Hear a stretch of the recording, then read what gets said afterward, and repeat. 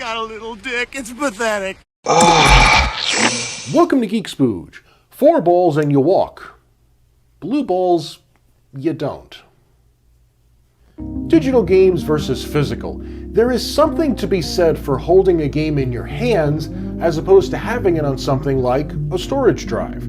A physical game will always be in your possession. You own it, it's yours, in spite of the fact that someone wrote their name on said game in Sharpie before throwing it up on eBay, in which case, fuck you, Charles Lankowski III. My point is, digital games won't always be around. Take the Xbox 360 for example.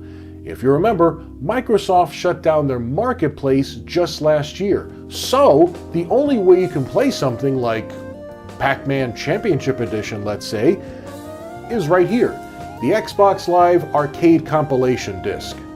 Well, let's ignore the games like Feeding Frenzy and Boom Boom Rocket, because we're here to play some fucking Pac-Man. I might play some Boom Boom Rocket later, because that's what my wife calls my Pac-Man Championship Edition. Let's go!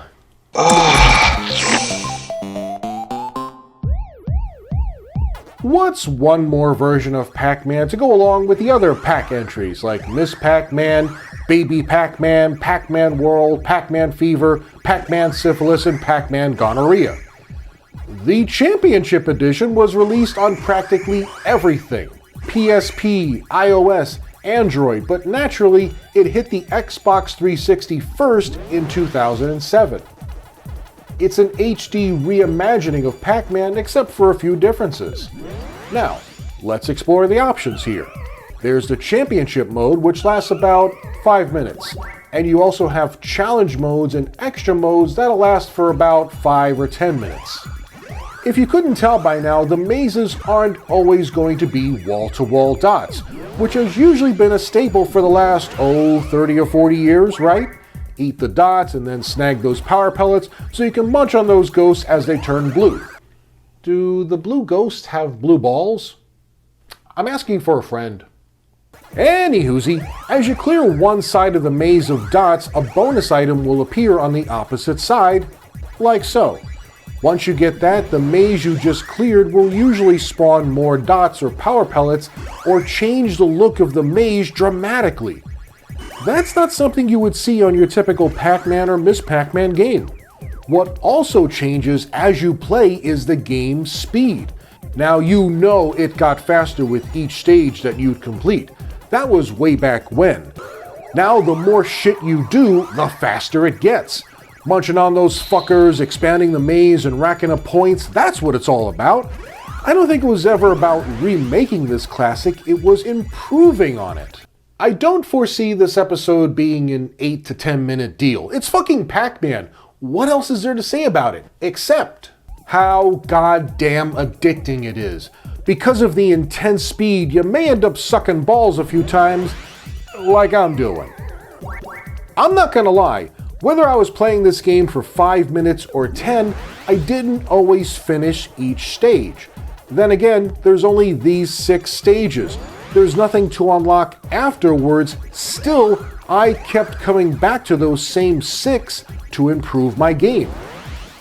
I know I'm not going to be a Pac-Man master, and I'm sure there's cats out there who know the game inside and out, will never lose a life, and get a perfect score each and every time.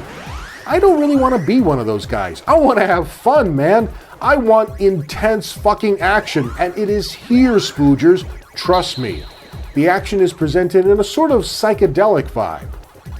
The colors are constantly changing, and even the maze itself moves and wiggles like you're in the middle of a heat wave. You know what I'm saying? Fans and casual players will hear familiar Pac-Man musical cues, but they will also be treated to this techno-electric soundtrack that sounds like shit you would hear in a club at 2 a.m. I'm cool with that. It's all part of the vibe. Obviously, the colors and the sound set the right mood. You don't want Pac-Man to be slow and boring all the time. In fact, when some of those mazes started out slow, I was a little bit disappointed. But then, all of a sudden... Speed it up a little! Me and my big fucking mouth. But I like it this way. I actually dig it when it gets this hot. And I never know when I'm gonna bump into a ghost. I know I can move around with both the directional and analog stick, but I found I have a little more control over Pac when I use the analog. Admittedly, the only reason to return to the game is to get better. There is nothing to unlock, like I said. No new mazes, or even to see if you last for 20 minutes instead of 5 or 10.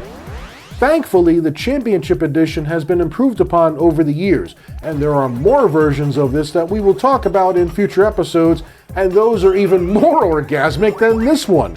So, zip up your pants for now, fellow Spoogers. The best is yet to come.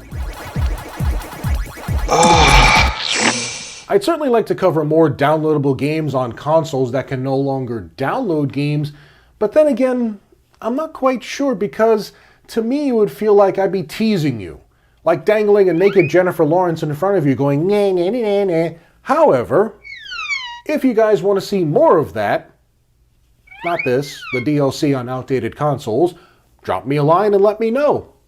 In the meantime, I'm off to play because the restraining order said nothing about this gen. Until next time.